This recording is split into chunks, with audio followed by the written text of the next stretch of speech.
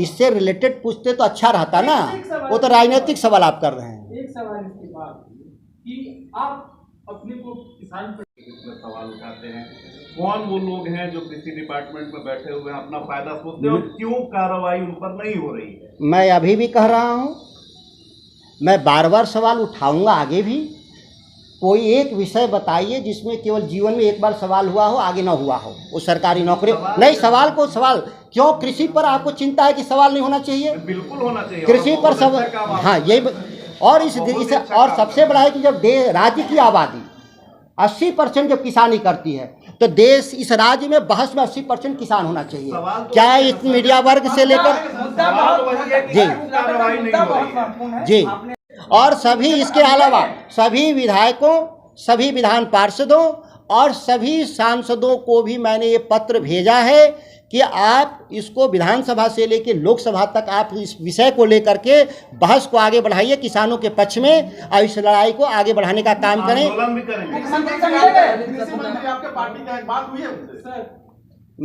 मैं कहा मैं किसान नेता हूं सबसे पहले, और मैं जब मुख्यमंत्री जी को पत्र लिख रहा हूं तो माननीय मंत्री को कोई उनसे अलग नहीं है, वो सरकार के हिस्सा हैं। और जहाँ तक बात है, मुझे अच्छी तरह से मालूम है कि माननीय मंत्री ने उस फाइल पे दस्तखत करने से इनकार कर दिया है। मैं उनको साधुवाद और बधाई देता हूँ। मुख्यमंत्री से मिलेंगे आप इस मामले में? मैं पत्र भेज रहा हूँ, ये मैं मिला और मिलने का कोई साक्ष्य नहीं होता, लेकिन जो मैं लिखा हुआ वो साक्ष्य है, इसको नहीं मिटाया जा सकता। मिलने का अर्थ क्या हुआ? जिस सवाल को लेकर के है, उस सवाल को लेकर के मैं रिटर्न जा रहा हूँ, लिखित में जा रहा हूँ। मिलने का भी सवाल होगा, जरूरत होगा तो मिलने। सदन की होने वाला है, उसमें क्या रहेगा आपका?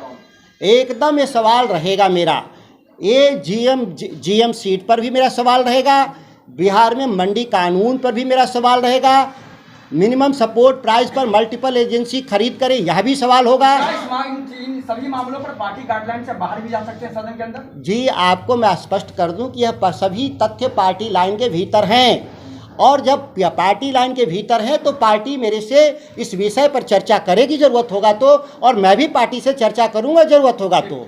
यह विषय हमारा अंदरूनी है जिसको हम इसको सुलझा लेंगे। आश्चर्यजनक रूप से कैसे आप इस बात को कह रहे हैं कि कुछ नहीं हुआ? क्या हुआ? आप यह बात समझिए। फिर बात अब आप सवाल तो कर दिए तो हमको जवाब दीजिएगा कि आप ही जवाब दीजिएगा? आश्चर्यजनक है। अब सवाल आपके समाप्त हो गए तो मैं बोलूं? आपको मैं बता रहा हूं कि 90 के दशक में जो डंकल ड्राफ्ट था, जो WTO रिजीम आने से पहले जो ड्राफ्ट था उसको बोलते हैं डंकल ड्राफ्ट, जिस पर निगोशिएशन जब हुआ तो वह जनरल ट्रेड एग्रीमेंट था। तो जनरल ट्रेड एग्रीमेंट में एग्रीकल्चर को बाहर करवाने में सफल रहे हम लोग जैसे लोग, देश और दुनिया के जो लोग थे, तीसरी दुनिया के लोग, किसानों के हक में लड़ने वाले। आपको अच्छी तरह से मालूम है कि WTO में हम एग्जम्पशंस ले लिया कि एग्रीकल्चर का पर भविष्य में जो रणनीति तय करेंगे वह देश की सरकार करेगी, और इसीलिए हमको 300% आयात कर लगाने का अधिकार मिला, और इसीलिए अभी भी देश की खेती बची हुई है, और हम निर्णय करते हैं कि हमको क्या करना है, नहीं करना है। तो आप कह रहे हैं कि हमने क्या बदला हासिल किया? हम दुनिया के लड़ कर के हमने हासिल किया किसानों के हक के लिए इस देश में, यह साक्ष्य है। फिर नए तरीके से बदलाव की कोशिश कर रही हैं बहुराष्ट्रीय कंपनियां, वो ताकतवर लोग हैं, फिर वो नए तरीके से भारत के खेती में घुसना चाहते हैं, जिसका हम विरोध कर रहे हैं। और मैंने कहा कि देश की 80% जब आबादी किसानों की है तो पूरे विमर्श में, वो मीडिया का विमर्श हो, बौद्धिक वर्ग में हो, राजनीतिक क्षेत्र में, 80% विमर्श इसी पर होना चाहिए। लेकिन आप ठीक से स्टडी करिएगा तो मीडिया और इंटेलेक्चुअल क्लास में मुश्किल से 5% भी बहस नहीं हो रहा है। दुर्भाग्यपूर्ण है। 80% आबादी पर बहस कितना है? 5%, और 95% बहस है धर्म पर, संप्रदायवाद पर। इस पर बहस चल रहा है इस देश में, जो मुख्य विषय नहीं है। मुख्य विषय कैसे बन जाता है ये मीडिया के लोग बेहतर बंधु जानते हैं। आप बार-बार भाई वीरेंद्र का कहना है कि सर, भाई वीरेंद्र का कहना है कि उनसे इस्तीफा किसी ने नहीं मांगा था, वो अपने मन से दिए। मैंने उनके बयान को नहीं सुना हूँ, ना अभी देखा हूँ, इसीलिए मैं कुछ उस पर कहने में अक्षम हूँ इस मामले में।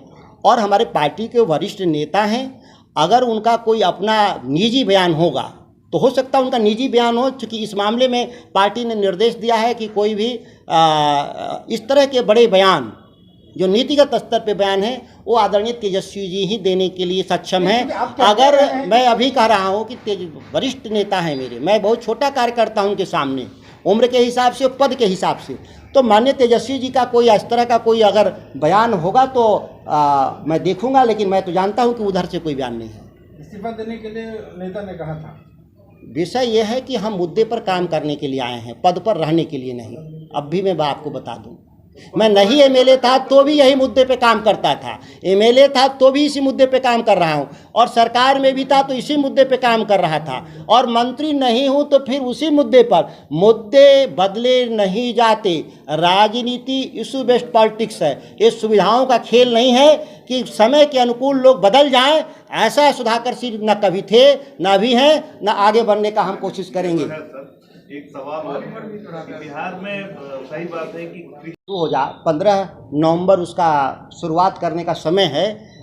मैं 5 दिन बाद 20-21 तारीख तक मैं विस्तृत रूप से बिहार से रिपोर्ट मंगा करके धान खरीद के सवाल पर अगर कोई बदलाव नहीं हुआ तो मैं आपके भी सामने, प्रेस के सामने भी मैं आपके सामने प्रस्तुत होऊंगा, और इस सवाल को लेकर अगर गड़बड़ी दिखेगा मुझे तो जिस तरह से मैं आंदोलन करने वाला आदमी हूं, मैं आंदोलन में भी दिखूंगा।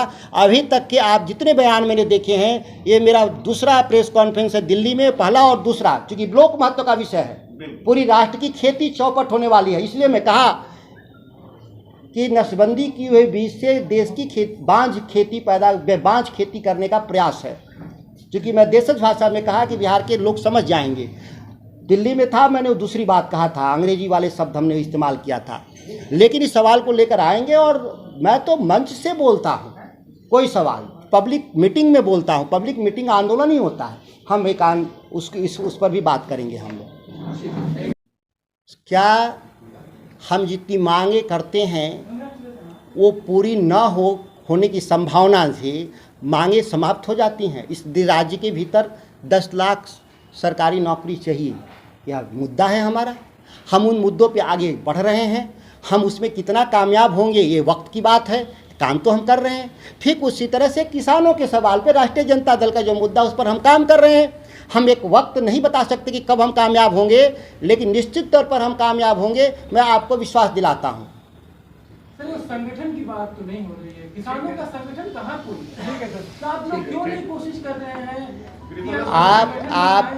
आप मैं कह रहा हूँ कि हम कहाँ नहीं संगठन चला रहे हैं, हम कब आंदोलन में नहीं थे? आश्चर्यजनक रूप से वो आप सवाल कर रहे हैं जो आपको जानते हैं कि पिछले मैं 17 सालों से कोई ऐसा वर्ष नहीं रहा हो कि जिला मुख्यालय पर 3 से 4 बार मैं किसानों के पक्ष में धरना नहीं दिया हूँ। रोहतास में, कैमूर में, बक्सर में, ये इतिहास है। अब आपने मीडिया के बंधु ने कितना चलाया, उसको नहीं चलाया, कवर किया नहीं किया, वो आपका सवाल है।